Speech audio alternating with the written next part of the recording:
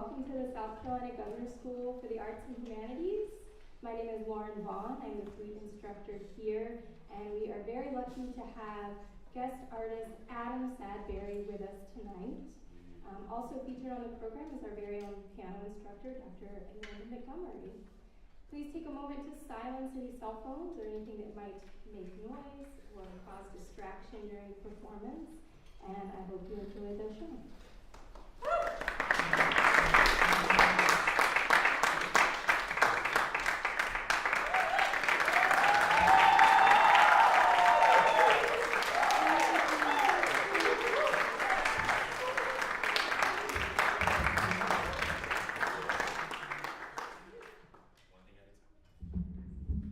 Good evening, everyone. It's a pleasure to be here with you. This is my third time giving this presentation. The first time was about a year ago. The second time was in Memphis, where this idea kind of gestated. It's very inspired by my grandfather, who you'll learn all about in the next hour or so. And I could not be more excited to be here at your amazing school with all of you amazing students and faculty. I've had the best time in the past 10 hours that I've been here so far, and I'm looking forward to tomorrow as well. So it's going to be a really full experience with lots of heart and emotion. It's going to be heavy, I'm not gonna lie, but I want you all to know that this is all something that is very dear and close to my heart, both the material you're going to see up here and the music that you will hear from me and Miss Montgomery very soon. So without further ado, we'll go ahead and get going. So this will be in two parts. First, I'll just introduce you to what's going on. The second part is the musical journalism aspect. And as I mentioned before, this will have some heavy material in it. So I'll let you know before it comes. So before we get there, about me, I am a classically trained flutist, although the word classical doesn't really suit me these days. I'm really trying to get into more genre bending, and I'm getting there. But anyway, I'm from the Houston area, and a big part of the reason why I'm doing this presentation now is because I found myself in many of the places that I've lived since I grew up in Houston. I've lived in Rochester, New York. I lived in Detroit, Michigan. I've mentioned Memphis, and currently I live in St. Paul, Minnesota. But all of this comes together based on my upbringing in Houston. And currently, I am a sabbatical replacement as a flute professor at the University of Minnesota. I start teaching next week, so wish me luck. I'm also a roster member for this amazing organization called Concert Artists Guild, which basically means that I am paid to be a flute soloist and chamber musician. I get flown around, well, I pay to fly, but I get paid when I get there to do concerts and teaching engagements around. And if you're curious about what that looks like in detail, feel free to ask me about it after the concert. And lastly, I study something called Alexander technique, which is what I like to think of as a mind-body practice that has enabled me to kind of come into my physical body and mind much more naturally. I just kind of exist without thinking about it too much anymore, although overthinking is still a thing. We're working on it. And lastly, my career purpose. I want to use my music and educational platforms to inspire courage, compassion, equity, empathy, connection, action, love, and to share the legacy of my late grandfather, L. Alex Wilson. L. Alex Wilson, you will be seeing a video of in just a moment. He was born in Ocala, Florida, and was famous for being the editor and general manager of the Tri-State Defender, which was a big black newspaper in the Memphis area, especially during the Civil Rights Movement. And when he was there, he covered many, many important events, three of which I've listed here, and some of which I'm sure you've heard of. The lynching of Emmett Till, the Montgomery bus boycott, and the desegregation of Central High School in Little Rock, Arkansas, also known as Little Rock 9. So he helped to not only share history, but change it, as you will learn more. And I feel deeply honored to carry his legacy in whatever way I can, whether it's through the flute or speaking like this. And here is a video that I recorded the audio for, and a cousin of mine put visuals together for. And it will give you a good overview of who he was and the type of life that has led me to wanting to present for you today. So please enjoy. We want you to hear a story by one of our own. Our new principal flute, acting principal flute of the Memphis Symphony Orchestra, is Adam Sadberry. L. Alex Wilson was the lauded editor and general manager of the Tri-State Defender, one of Memphis's black newspapers. Through his seemingly boundless desire to provide black Memphians with the information they needed, he worked 80-hour weeks and covered major stories on events including the Memphis bus boycott, the lynching of Emmett Till, and Little Rock 9, the last which stamped L. Alex Wilson's name into history. On September 23, 1957, the desegregation of Central High School marked the beginning of strides made through Brown versus Board of Education, and 49-year-old L. Alex Wilson was there to document the story with his team. Black journalists were conditioned to expect the worst while working, but this was a particularly dangerous situation. So the day that they were actually supposed to go into the school, there were four of us who went up together.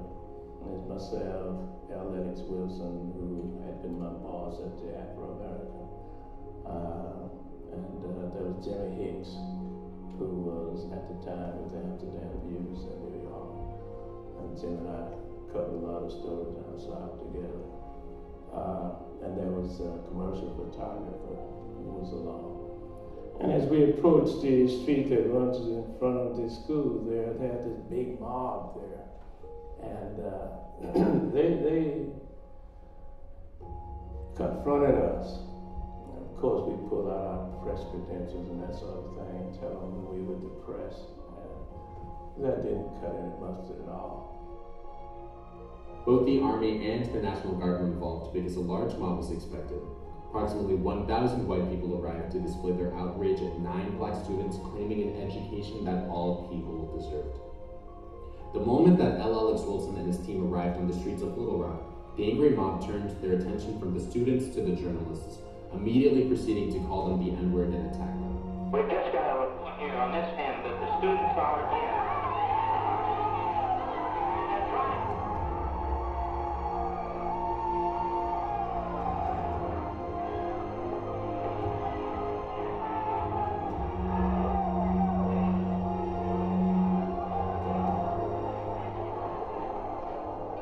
L. Alex Wilson, standing out from the other journalists as a lanky 6'4" man, was specifically targeted. The angry mob surrounded L. Alex Wilson, shoving him around and shouting slurs. L. Alex Wilson was a peaceful, stoic man, so he calmly refused to run. He had run from white men only once before as a child during a KKK rally in Florida, and out of frustration with himself for not standing his ground, he vowed to never do so again. The mob, agitated by his coolness, started throwing punches and kicks. They knocked L. Alex Wilson to the ground and his hat off of his head, but he stood back up, dusted off his hat, recreased its brim, and kept onward. The beating continued, and eventually, a rider struck a powerful blow on his head with a brick. Although he was later able to escape into his car, the brick proved to leave long-lasting damage. A year or so after the beating, L. Alex Wilson started to develop what appeared to be Parkinson's disease, likely as a result of his wounds, and he soon afterwards died on October 11, 1960 at age 51. Jim and I ran, the photographer, we sort of got lost from him. He ran down the street also. L. Alex Wilson, this is another story. Down in Leesburg, he had been confronted by the KKK on one occasion. He was teaching school down there, and he had run. And after that, I think he felt ashamed of himself, and he decided that he would never run again in a situation like that. So he stayed back. You know, he just walked down, and they beat him something awful. You know, they were striking him, they were kicking him, they were throwing stuff and hitting him. And of course, his family, he died a couple of years later, and his family thought that some of the head damage he suffered there was related to his death. L. Alex Wilson's suffering ended up being a grace for the 9 students that allowed them to silently enter the school while the mob was distracted, officially desegregating Central High School. The day following the events at the school, newspapers nationwide featured front-page articles and pictures of L. Alex Wilson in Little Rock. He was the face of courage, drive, tenacity, stoicism, and fearlessness that would not run in the face of hate. If society can learn anything from L. Alex Wilson, it is that running from adversity and discomfort will get society nowhere. Great change only comes with great action and sacrifice.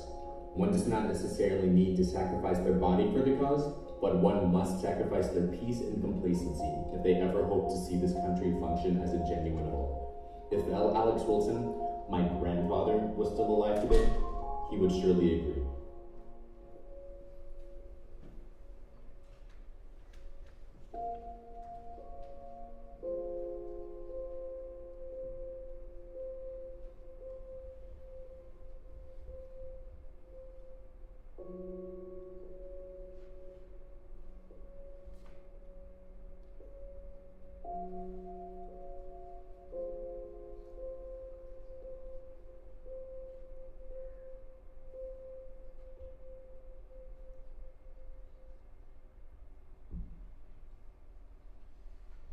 So that was L. Alex Wilson.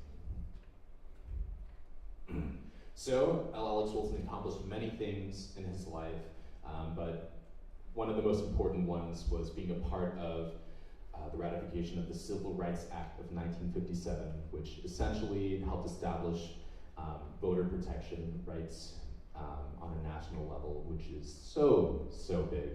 And part of that came about because President Eisenhower saw photos of my grandfather at Little Rock 9 in the middle of being beaten and realized how devastating the situation was in this country. So we can say that whether it was intentional or not, my grandfather helped make national change. There are 2 very famous people that my grandfather also mentored while he was an editor of the Tri-State Defender. One is Dorothy Butler Gilliam, who was the first Black female reporter for the Washington Post. She's awesome. I've talked to her on the phone a couple times. Totally amazing human. And the second is Ernest Withers, who was a famous civil rights movement photographer that was also an FBI informant. And I just have to highlight that my grandfather did not teach him how to participate in that last bit. Unrelated. And just on a personal note, I clearly didn't get to meet my grandfather because he passed away in 1960, but we both ended up working in Memphis during our own civil rights movement eras. He was there, obviously as a journalist, and I was there for 3 years as the acting principal flutist of the Memphis Symphony. And it's important for me to note that that was not an audition that I went and won. That was a position that was kind of handed to me. So it felt fated that I ended up in Memphis, especially during 2019 to 2020, when our own civil rights movement began, I like to think. So we both have very high work ethic. I don't intend to, but I often end up working for like 10, 11 hours a day just because I love doing this stuff so much. I'll get over it one day. But also, the flute has been my weapon of choice, one could say. My grandfather's was the pen, so we both chose artistic expression as our means of communicating our thoughts and feelings. And lastly, my mom decided to make my middle name Wilson to make sure that I never forgot where I came from. So that's why I used my middle initial W in my name, which I started doing just a couple years ago. And without further ado, we'll start getting into the musical journalism section. So, this here is William Grant Still, who is one of my favorite composers. I learned about him during music history back in college, and I think he was the only Black classical musician that I learned about, actually. So I'm hoping that if he's your first, that he's the first of many. So anyway, he was born in Woodville, Mississippi, near Little Rock, Arkansas. So he already has this sort of locational connection with my grandfather there. And he was known as the Dean of Afro-American Composers. He had so many firsts and was most well known for his Afro-American Symphony, which was written in 1930. And I used to play in the Detroit Symphony as a fellow, and the first time that I played principal flute on a concert, or a major concert, was principal flute on this piece itself, which is a very cool moment for me. And it's important to note that William Grant Still was also a part of the Harlem Renaissance, so he was in the same league as people like Langston Hughes and Zora Neale Hurston and all of these amazing names you see down here. So, yes, okay, so he wrote a piece called Mother and Child, which you will be hearing very soon. And this piece was based on a sculpture that he saw that was created by a fellow member of the Harlem Renaissance named Sergeant Johnson. It's the second movement of a 3-movement piece that's originally for violin and piano. All 3 are awesome, but you will only be hearing the second tonight. And historically, it's important to note that this piece was inspired by Sergeant Johnson's family situation. He was orphaned when he was 15, and he did not have the type of parental stability that he wanted. So there's a lot of speculation that the art that he created was a way of connecting with these people that he wished that he had with him. And William Grant Still's dad also wasn't around, so the two of them had that in common. So this is one version of Mother and Child that Sergeant Johnson created. You can see how close the mother and child figure are. They are intertwined as far as artwork goes. This is a similar idea, but more avant-garde, more amorphous, but you can still feel the proximity and the love, just as with this one, which I particularly like, I do have to say. And about the piece itself, Amanda, if you wouldn't mind coming to the stage, just so we can play through a couple examples together. Thank you so much. This piece takes full advantage of using music theory to show relationships in a very human way. So this 2-note whole step theme that you see here on the first line, this G sharp, F sharp, G sharp, F sharp, feels like it's just supposed to be this dueling idea of 2 people going back and forth, where I think of as the mother and child. And I also like to think of all of this as being representative of the proximity that the mother and child had. Like, it was a very special relationship.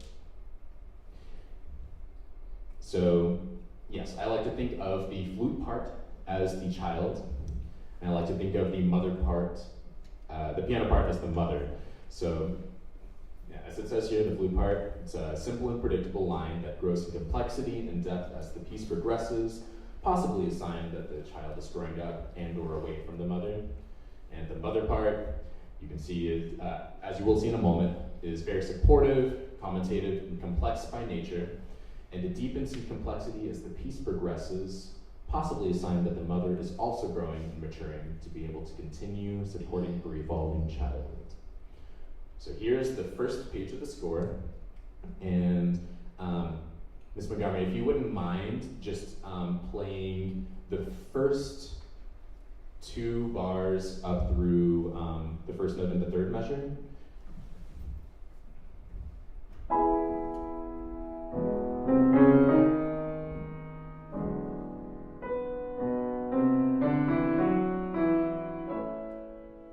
Beautiful, thank you. Okay, so that's the simplicity of the mother part, but also full of supportive energy. And here is the recap, the very end of the piece. So if you wouldn't mind playing just 2 measures, starting from square 8, just so you can get a sense of how different it is.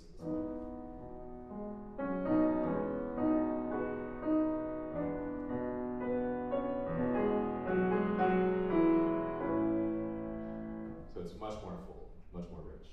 And the flute part is the same throughout. Thank you very much. We'll be playing this in just a moment. I'm going to introduce Emil now. So this is the historical part that my grandfather was connected to, one of the major events that he covered.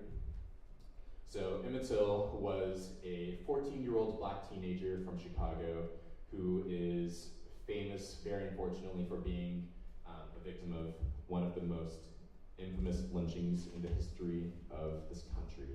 And my father's connection to this was being a part of the team of journalists who went down to Money, Mississippi, where this lynching occurred, and documenting it and securing witnesses. And one has to realize that being a black person in the South during this time was already dangerous, but to pursue evidence for a crime that was committed against black people, by white people at the time, was considered unheard of because of how dangerous it was. So my grandfather was not going to let this go. He knew the world needed to know. And here we see what was published in the Tri-State Defender after the lynching, at the funeral itself. And we'll get a closer picture of the top left picture there in the next slide, but you can see Emmett Till's mother, Mamie Till Mobley, deciding to have an open casket funeral for Emmett Till to ensure that the world knew what happened to her son.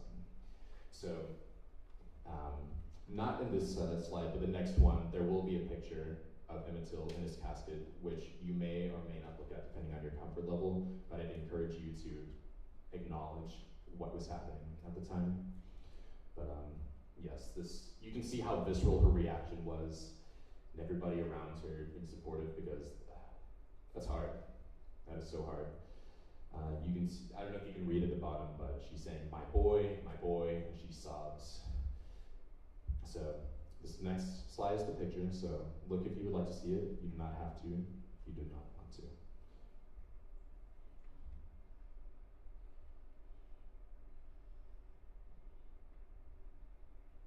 Okay, on to the next slide. So the aftermath and impact of this event. Emmett Till's murderers, Bryant and Millham, were ruled not guilty by an all-white jury. Classic. Bryant and Millham were, they admitted that they did murder him a year later after they were guaranteed that they would not be put in jail, essentially. Again, classic. Third point, Mamie Till Mobley was so, wrought but also inspired to do something about this that she became a beacon of hope and became an activist in the Chicago public school system and traveled the world sharing this news so nobody ever forgot that this was a part of our humanity and our history. In 2017, the person who Emmett Till supposedly wolf whistled at, that started all of this, admitted that she was lying. And just under a year ago, the Emmett Till Anti-Lynching Act was signed into law. So we can see that this is still way too fresh and real. But the fact that this is happening is a good sign, even if it is not where we want to be right now. So I'll be thankful that we're at least getting something right now. So connections between mother and child and Emmett Till. You can very, very easily see that Mamie Till Mobley and Emmett Till and William Brett Still's mother and child, you can see that they are just as valid as a mother and child as any mother and child duo. They're all equal representations of humanity, whether you want to look at them as lovely or pained. It is all within the same realm. The last several notes of the piece are played by the piano line, while the flute line, the child line, sustains a long note, just as Mamie Till Mobley continues supporting and living through Emmett Till after his death. And lastly, the violence of Emmett Till's death did not take away from the purity of his relationship with his mother. Similarly, mother and child stayed true to their love despite the turbulence in the middle of the piece that seems to test their livelihood and relationship. So you can really feel that all of this can be one in the same if we reframe it and are willing to see it as such. And without further ado, Amanda, Ms. Montgomery and I will be performing William Grant Still's Mother and Child.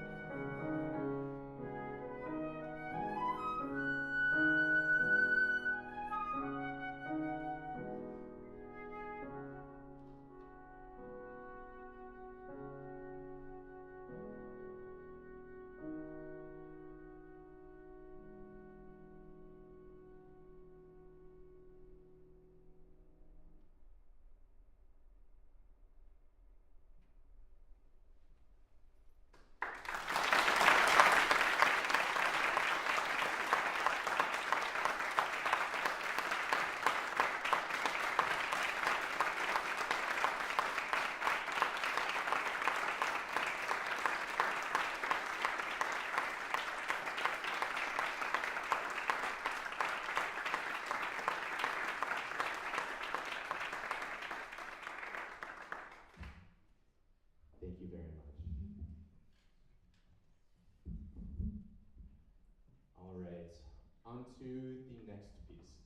The second piece, this is the last big arc, I promise. So this next piece is written by one of my favorite living composers, whose name is Valerie Coleman, and I absolutely adore her. She's an incredible human. She was a judge on the panel of the competition that allowed me to be on Concert Artists Guild's roster, and because I won the competition, I am very grateful to her. Also the fact that she's amazing. But yeah, she was born in Louisville, Kentucky. She's an internationally renowned flutist, composer, teacher, entrepreneur, chamber musician. I'm sure many of you have heard of her. She's currently on faculty at Manus, and she was a founding member of the Yamani Winds, which is a groundbreaking wind quintet that has changed the face of chamber music. And we are so lucky to have had Valerie Coleman around to lead the way. So her piece, Wish, is a depiction of the Middle Passage. The Middle Passage is the selling, trading, and transporting of enslaved Africans from Africa to the New World. It was, the piece itself was based on a poem by Fred Diaguiar, and the piece uses motifs that represent very specific moods and actions. And motif, if you don't know, is essentially just a tiny musical idea that reoccurs throughout a piece. The poem by Fred Diaguiar in Wish. I wish those tall ships at Africa's shore had dropped anchor to plant crops there. Sugarcane, tobacco, cotton, and coffee. Instead, they filled the hungry bellies of hulls with Africans and set sail, wanting nothing from that big place that wasn't diamond, gold, ivory, flesh. I wind the clocks back and turn the ships around. Not a single bullet, whip, or cutlass sound to deafen our ears for centuries. No Atlantic road of bones from people dumped in the sea to form a wake. So, Wish uses a bunch of motifs, and the first is the whip, for obvious reasons. You can see the grace notes acting as a part of it.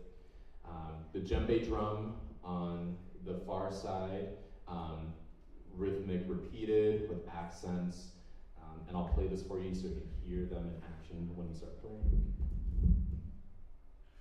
So the whip.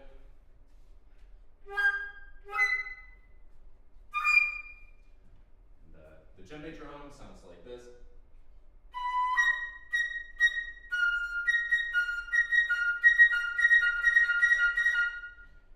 And the bottom one. And I wanted to play the other notes, but they're not there, so. Then we have some sounds of inner contemplation. Ms. Montgomery, if you wouldn't mind coming up to help demonstrate those.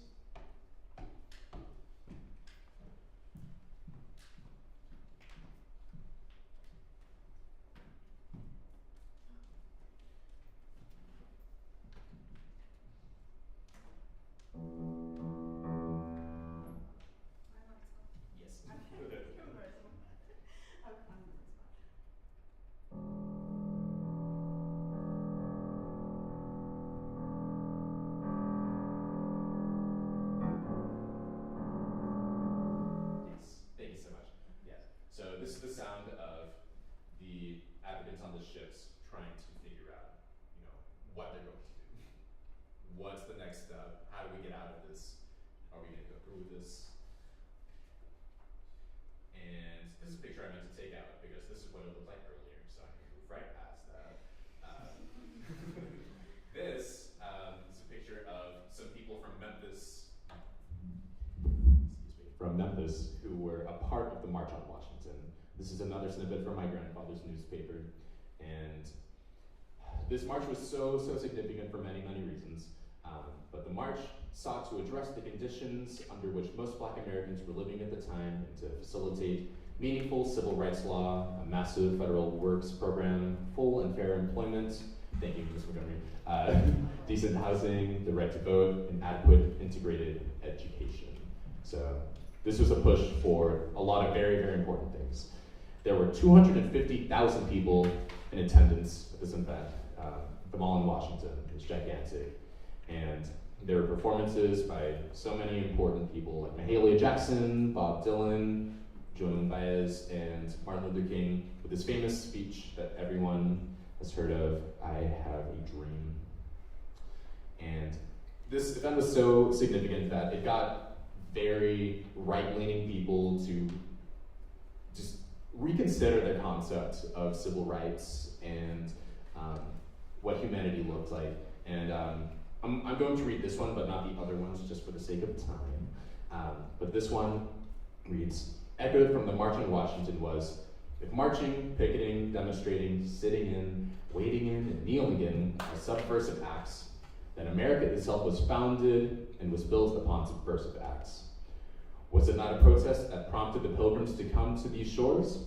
Was it not a demonstration in Boston, the Boston Tea Party, against the injustices of England that sparked independence?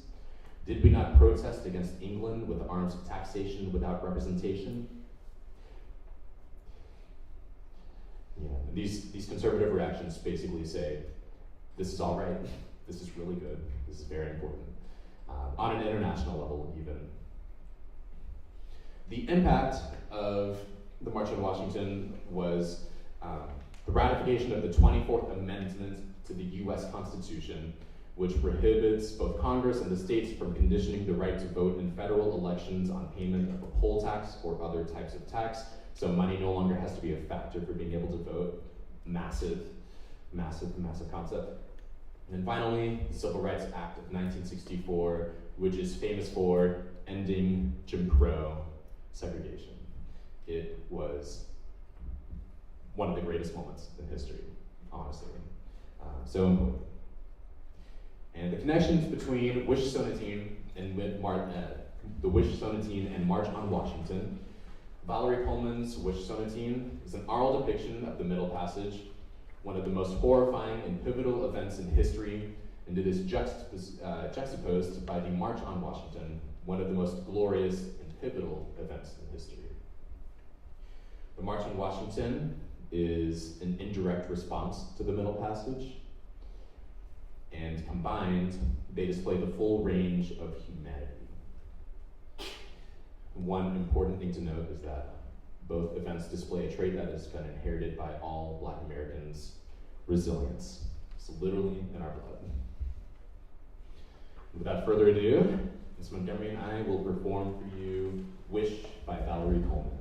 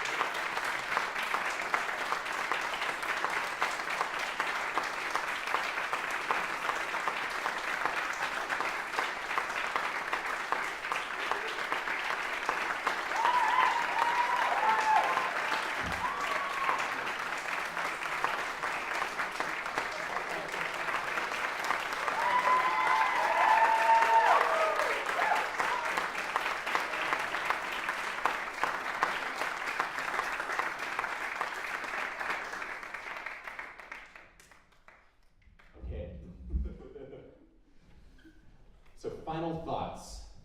This presentation was not trauma-born.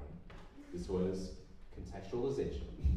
This is the world we live in. This is the music. This is the history. This is it. This is the all-encompassing rendition of what I consider life to be right now. So I hope that you can understand that this was hard, so we can feel a little bit more clearly.